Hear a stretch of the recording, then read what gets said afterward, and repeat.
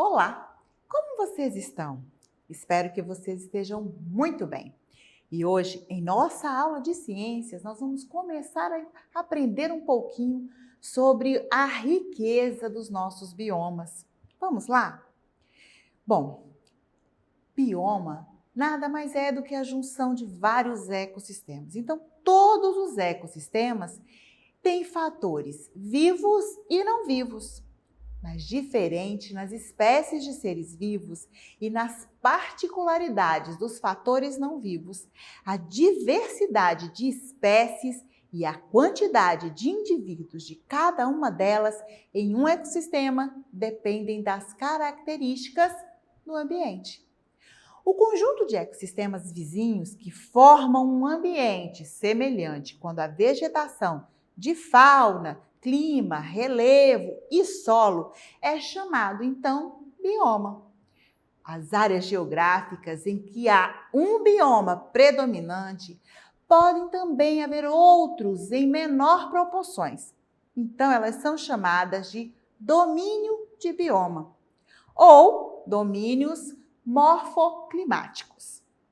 O Brasil pode ser dividido em 6 domínios de biomas. E aí nós vamos ter o Amazônico, o Atlântico, o Cerrado, a Caatinga, as matas de araucárias, as pradarias. Quanta coisa, não é mesmo? Existem ainda faixas de transição, que são áreas que apresentam características dos domínios que a cercam. Como exemplos de faixa de transição, nós temos as matas de cocais e o Pantanal mato-grossense. Na nossa aula de hoje, nós vamos estudar os biomas predominantes de cada domínio. Nós vamos começar com a floresta amazônica. Todos nós já ouvimos falar da floresta amazônica. Vivemos dizendo que ela é o pulmão do mundo. Mas e aí? Ela é uma floresta tropical. E o que é uma floresta tropical? Será que eu sei que nessa condição de floresta tropical eu tenho uma diversidade vasta? Existem seres que são só daquela região. Como que tudo isso acontece? E aí? Vamos pensar um pouquinho junto comigo? Como que a gente pode trabalhar para memorizar e separar estes biomas? Pensando nas suas características. Como que são as características desse bioma? Como que esse bioma se organiza? Não é tudo mata, professora? Não é tudo um lugar só? Não. Lembra que nós falamos que são vários? Vamos lá. Então, a floresta amazônica é uma floresta tropical. Ela está situada na faixa entre as linhas dos trópicos, que é um eixo de 2 linhas imaginário, lá dentro do globo terrestre. Então, nós temos um trópico e outro, e ela está exatamente entre essas 2 faixas. Esta floresta recebe muita chuva, sendo, portanto, um ambiente muito úmido. A umidade e a temperatura praticamente são constantes, então torna esse ambiente ideal para o desenvolvimento de muitas formas de vida. Nas florestas tropicais, nós vamos encontrar a maior diversidade do mundo. Então, tanto fauna quanto flora é a maior diversidade do mundo. Por isso, tantas pessoas têm um olhar voltado de maneira diferente para a nossa região amazônica. A floresta amazônica é a maior das florestas tropicais do planeta. Nela existe grande variedade de plantas que estão presentes lá. Orquídeas, bromélias, musgos, samambaias. Nós temos arbustos, árvores altas. E aí? Algumas chegam a medir mais de 30 metros. Nossa! A camada fértil do solo é rasa e as árvores têm raízes pouco profundas. E como essas raízes podem sustentar estas árvores tão altas, sendo elas tão superficiais? E aí? Elas vão tombar? Não. Como que a gente pode responder isso? A resposta é bem interessante, porque elas estão adaptadas. Olha as adaptações aí. Lembra que nós falamos que os seres eles se adaptaram ao meio onde eles estão inseridos? Pois é. Apesar de serem altas, as raízes delas são adaptadas e aí elas vão conseguir se manter dentro de um patamar, de um platô. Porque as raízes elas são tubulares, ou seja, a forma delas é em forma de tábuas. E com isso elas ajudam na sustentação da vegetação. Não é interessante isso? Pois é. Há muitas plantas que vivem sobre as árvores. Algumas delas têm raízes que descem até chegar no solo. Essas raízes são conhecidas como cipós. Entre as árvores amazônicas estão a castanheira do Pará, que a gente já ouve falar e come bastante esse fruto, não é mesmo? As frutas delas são retiradas das sementes. A castanha do Pará, que não são muito apreciadas por algumas pessoas, servem para a extração do óleo. A seringueira, que é uma árvore de tronco bem frondoso, é dela que eles retiram o látex, a borracha que você usa para apagar, algumas colas, tudo isso é feito a partir do látex, que dá origem, né, lá à nossa borracha. A borracha do pneu do carro, das portas. Então, onde tem borracha, veio daí, da seringueira. Sobre os troncos e galhos das árvores, a gente vai encontrar muitas espécies de seres vivos. Neste ambiente existem animais como bicho-preguiça, macacos, serpentes, lagartos, papagaios e muitos outros. Há uma infinidade de espécies diferentes de insetos, como besouros, mosquitos, borboletas e formigas. Já a copa das árvores mais altas vão reduzir bastante a entrada de luz, né? Por causa que elas ficam muito próximas, então elas se fecham. A temperatura é altíssima, mas o interior da mata, abaixo das árvores, é bem mais fresco, com temperatura razoável e constante durante todo o ano. O vento não passa por essas copas. O ar interno é parado. O solo desta floresta está sempre coberto por uma camada de folhas que caem destas árvores. E aí? Como que é o desmatamento? A gente ouve falar tanto disso, não é mesmo? Que a gente tem que evitar desmatar. Como que é o desmatamento nesse processo do bioma da Amazônia? Bom, a biodiversidade amazônica ela pode causar a impressão de que o solo da região é rico. Contudo, isso não é verdade. O solo amazônico ele é uma fina camada, relativamente pobre em nutrientes, com uma alta umidade.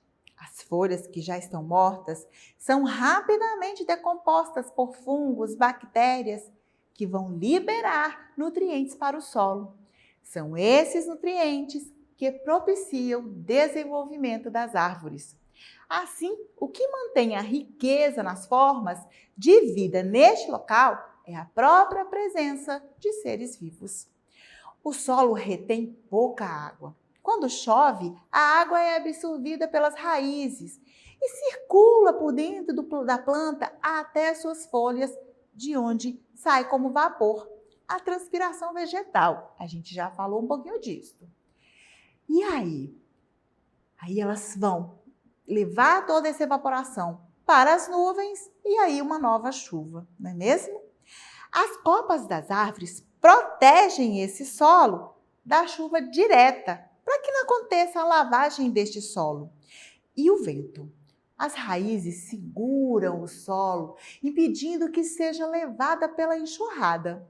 Por isso, olha só, a copa das árvores vão ajudar para que essa chuva não caia diretamente no solo e cause essa lavagem do solo, e também vão proteger ali as raízes para que isso não aconteça. Com o desmatamento, a água da chuva então consegue o quê? Atingir diretamente esse solo. E acontece esse lixiviamento, a água vai escorrer, não vai ter essa absorção bacana das árvores. Vem só, vai acontecer um processo de erosão que carrega junto com a água a parte de cima do solo, quer dizer que é a parte mais fértil, não é mesmo? E deixa então esse local incapaz de sustentar novas plantas. Sem os vegetais, os animais vão embora ou morrem. O solo desprovido permite que a terra escorra para os rios. Isso deixa a água barrenta e pode entupir o leito do rio, causando enchentes. Muitas atividades que se realizam na região amazônica têm transformado grandes áreas dessa floresta em deserto, com a terra nua, cheia de buracos, o desmatamento sendo praticado para dar lugar a terrenos como pastagem e agricultura. A extração de madeira e de minérios, assim como as queimadas, elas vão contribuir para o desmatamento. Quando isso tudo é realizado sem controle, o que vai acontecer? Vão acontecer a destruição enorme. Áreas de florestas e, como consequência, as matas e os seres vivos também começam a ser extinguidos. Algumas espécies que já estão lá dentro da região de ameaça vão acabar desaparecendo. Indígenas, seringueiros, ribeirinhos, são os povos que habitam essa floresta, têm muito a nos ensinar. A exploração, como melhorar isso sem destruir a nossa floresta. Se retiramos pouco dela, ela terá chances de recompor-se, não é mesmo? Então a gente precisa entender isto. E aí, qual é a outra forma de vida, o outro bioma, o outro espaço que nós vamos entender hoje?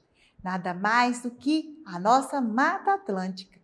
Olha que coisa mais linda! E aí, como que é a Mata Atlântica então?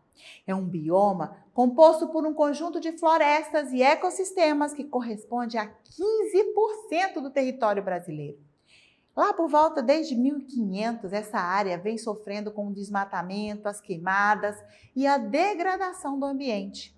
É por isso que atualmente a vegetação corresponde a aproximadamente 7% da mata original, com florestas de médio e grande porte, constituindo uma floresta densa e fechada.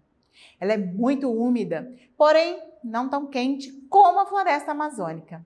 Nela são encontrados muitos animais e vegetais que não existem em nenhum outro lugar do planeta. A Mata Atlântica está muito ameaçada como a floresta amazônica.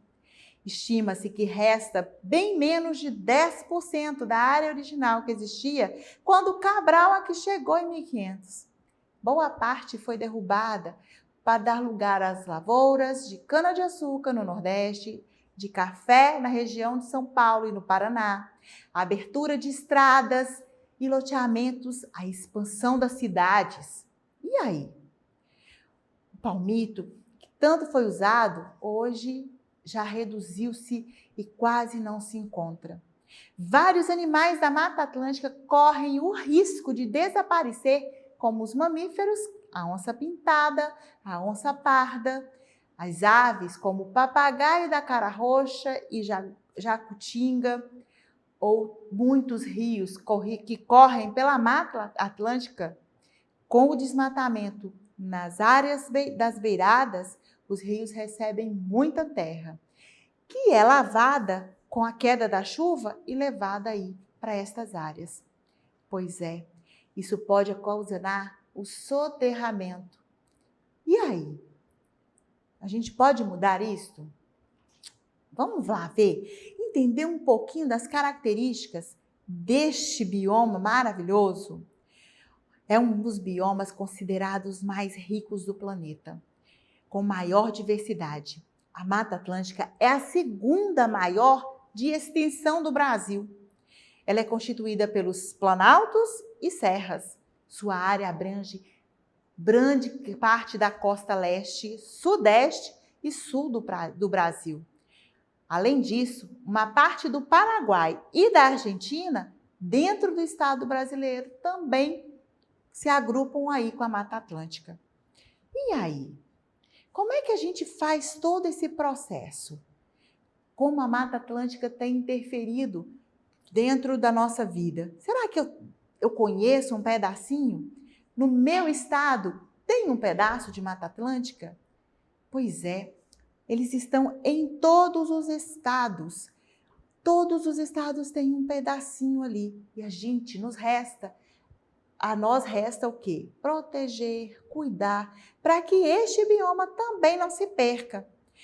Para que a gente não perca nem um pouco do que a gente já tem, do que é nosso. E aí? Vocês gostaram de aprender todo este processo do que é? E como que essa floresta se compõe?